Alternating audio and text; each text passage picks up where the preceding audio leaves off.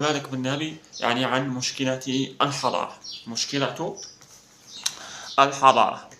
مالك بن نبي يقسم لنا مراحل تطور الحضارة إلى 3 أقسام، وهي على النحو التالي: مشكلة الحضارة، نبدأ، وهو يرى بأن مشكلة الحضارة بالدرجة الأولى يعني تتمثل في غياب الأفكار السليمة وحضور الأفكار الميتة.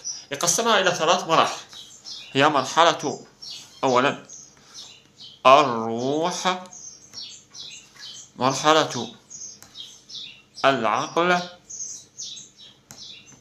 ومرحلة الغريزة. ها هي